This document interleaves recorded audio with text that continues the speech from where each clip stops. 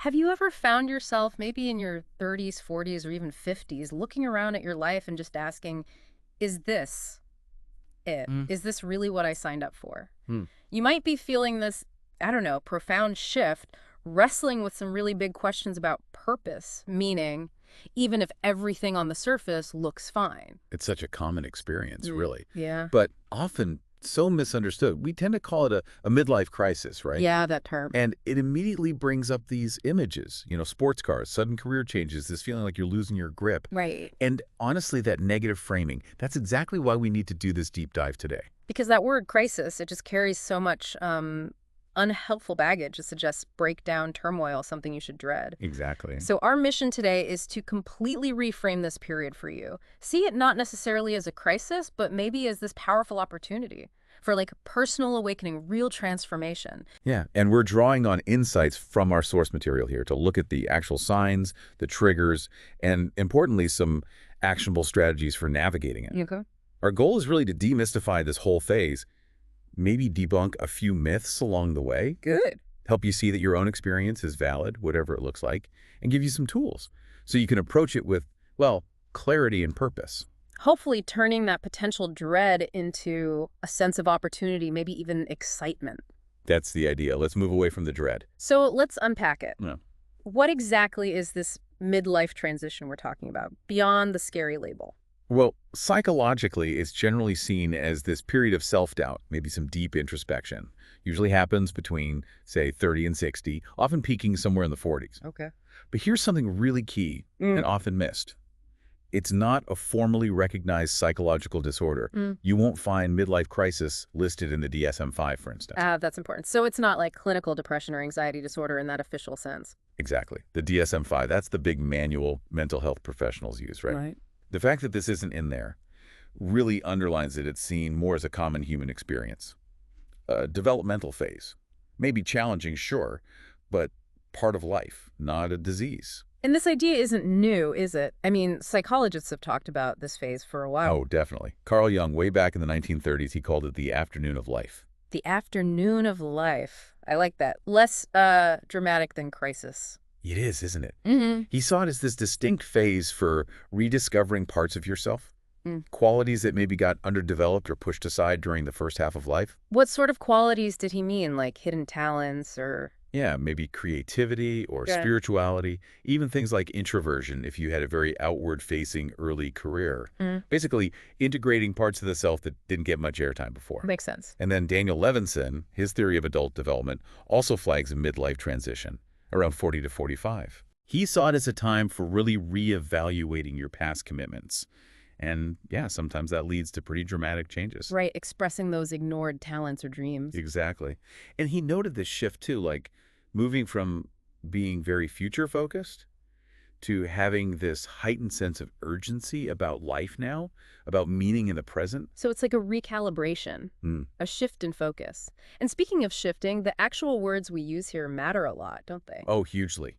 That word crisis, Mm-hmm. it just implies distress, breakdown, this need for some kind of immediate, maybe impulsive fix. Yeah, it primes you for panic almost. It really can.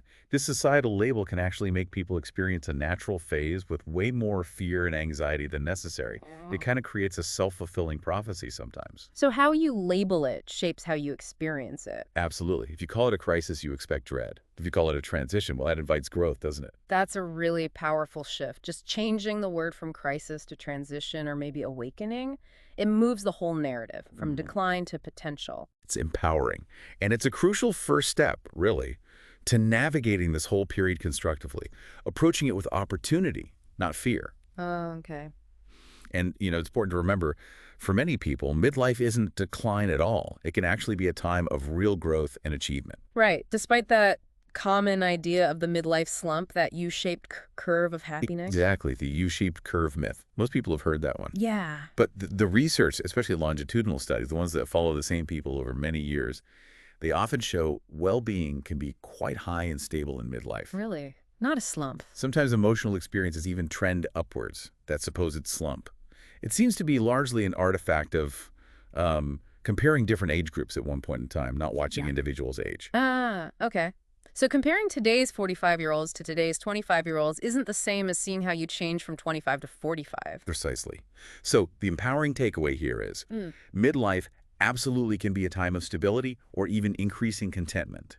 It's not destined to be unhappy. That's genuinely refreshing to hear, a good counter-narrative. So if it's not always a slump, how do you know if you're in this transition? What are the signs? Especially since you said they vary so much. Right, it's super individual. Severity, how it shows up, it's different for everyone. But there are common threads. Like what? Emotionally, Yeah. internally. You might feel more self-doubt, more introspection, maybe regret about things you didn't achieve, or worries about aging, mortality, Hmm. sometimes a sense of meaninglessness, confusion, maybe persistent sadness or anxiety, irritability, feeling emotionally turbulent. Comparing yourself to others a lot. Yeah, that's a big one. Constant comparison. Or maybe strong nostalgia, lots of what ifs. And what tends to kick these feelings off? What are the common triggers? Well, often it's things like heightened awareness of mortality, Hmm. realizing time isn't infinite. That can really prompt questions about how you're spending your time, if it aligned with your values. Sure. Regret over career goals, or maybe relationship goals not met. General dissatisfaction with where you've landed. Relationship changes too, I imagine. Definitely. Maybe seeing a spouse differently, questioning the relationship. Divorce rates do tend to peak around this time.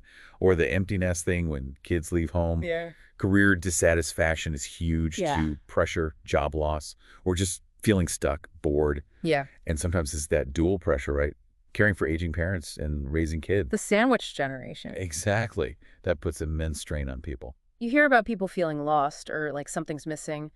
Is there a deeper psychological thing going on there, like this idea of the forgotten self?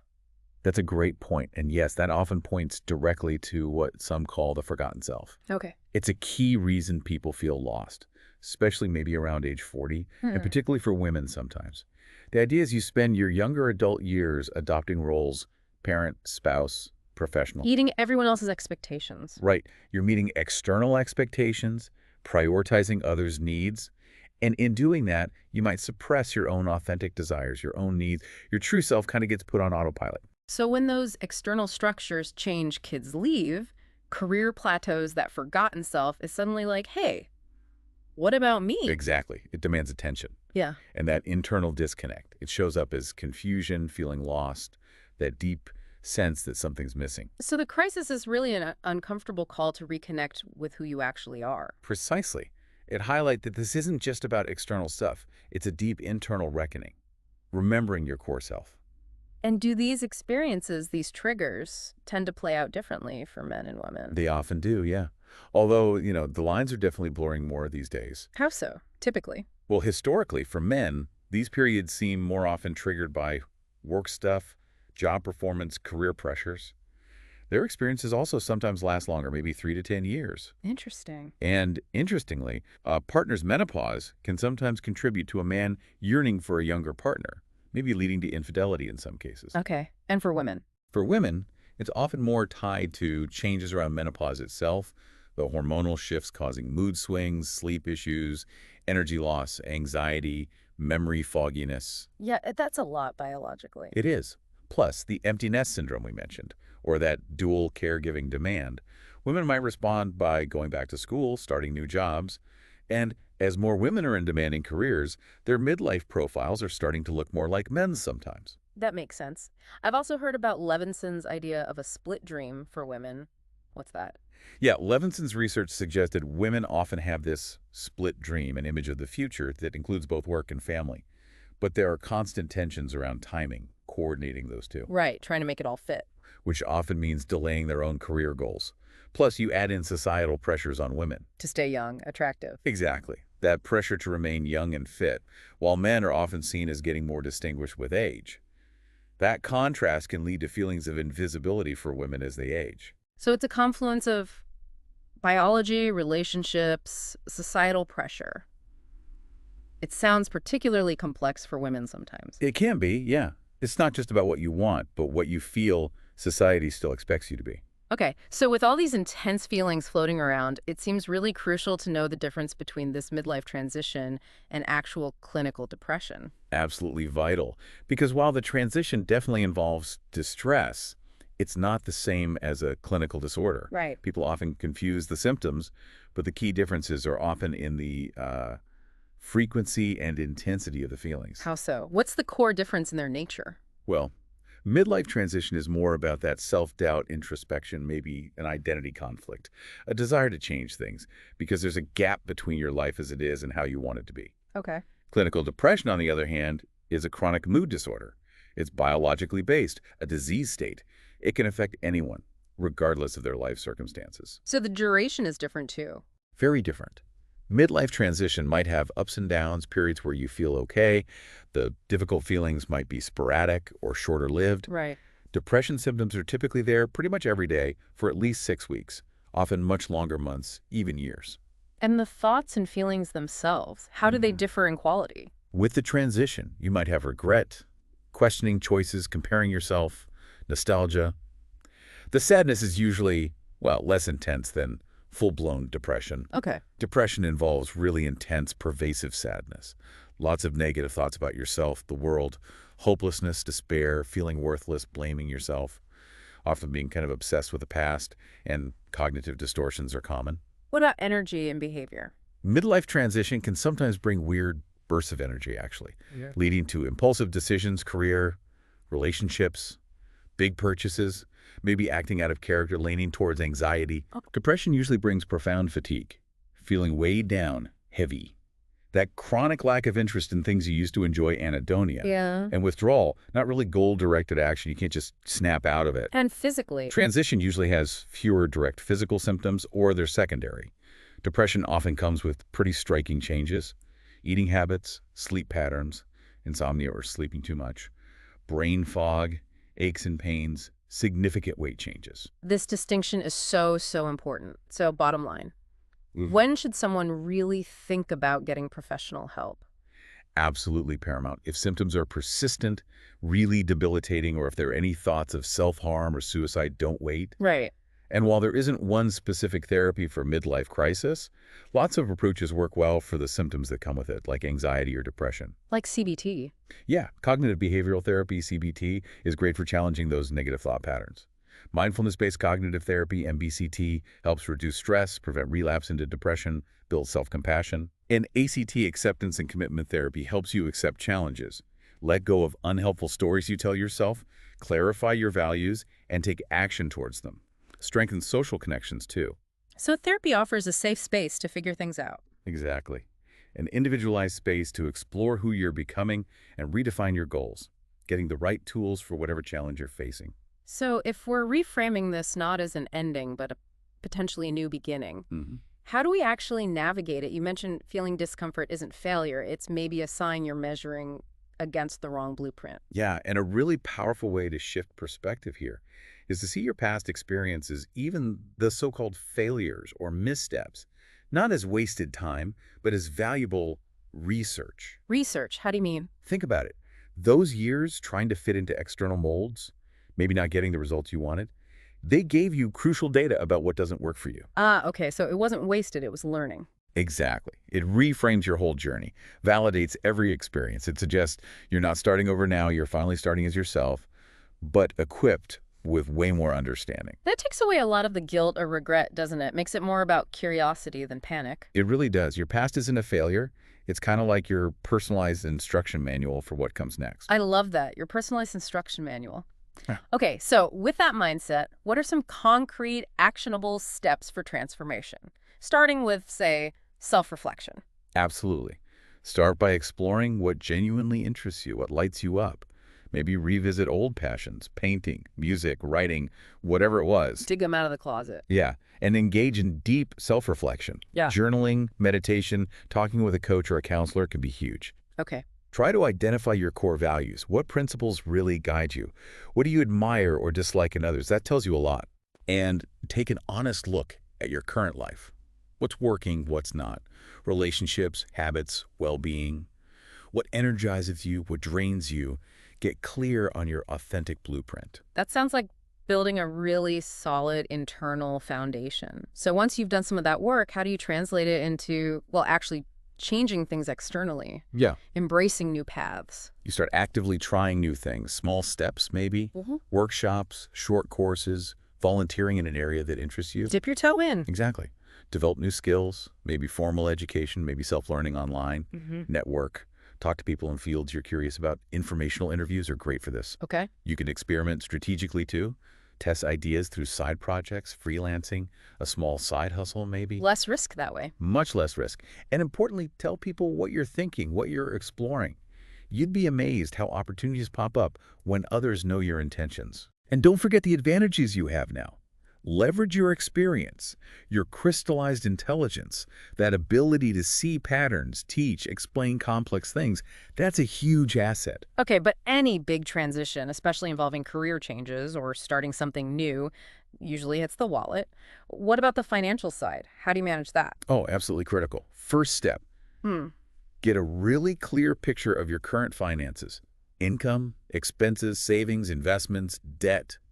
Know where you stand. the baseline. Exactly. Yeah. Then, build or bolster your emergency fund. Aim for 3 to 6 months of essential expenses. That's your safety net. It reduces so much stress. Yeah, breathing room. Then, really understand the financial impact of any change you're considering. Right? Training costs, new income potential, losing benefits. Factor it all in. Okay. Create a transition budget. Maybe cut back on non-essentials for a while. And if possible, consider starting a transition while you're still employed. Overlapping gives you stability. That makes a lot of sense. Now, this all sounds like a pretty big undertaking. Doing it alone seems tough. Support must be key. Fundamental. Absolutely fundamental. Coaching, for instance, can be incredibly helpful. How does coaching help specifically? Well, a good coach helps you get clear on what matters, keeps you focused, holds you accountable. They offer emotional support, help you develop skills, open doors through networking. And often, coaches are midlife professionals themselves. They've been through it. Right, they get it.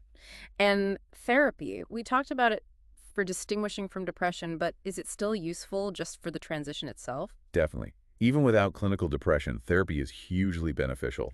CBT helps reframe those unhelpful thoughts that pop up during uncertainty. MBCT reduces stress, keeps you present. ACT helps you accept the tough stuff, clarify values, take action. So it's a dedicated space just for you. Exactly. A safe, individual space to process everything, explore your shifting identity, redefine your goals. And beyond one-on-one help, what about connecting with others going through similar things? Support groups. Hugely important. Support groups, community engagement. They offer another vital layer. Why is that connection so helpful?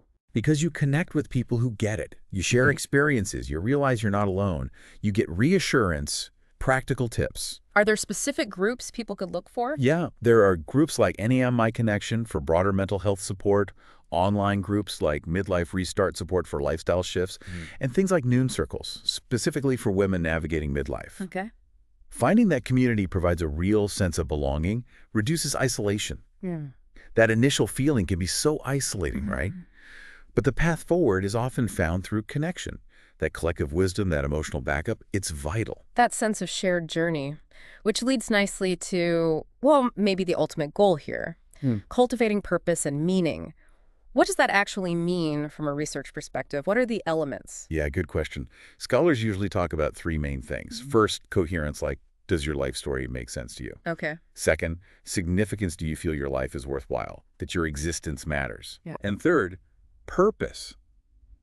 This is about having a commitment to really long-term goals that are deeply important to you, goals that kind of organize your choices and actions.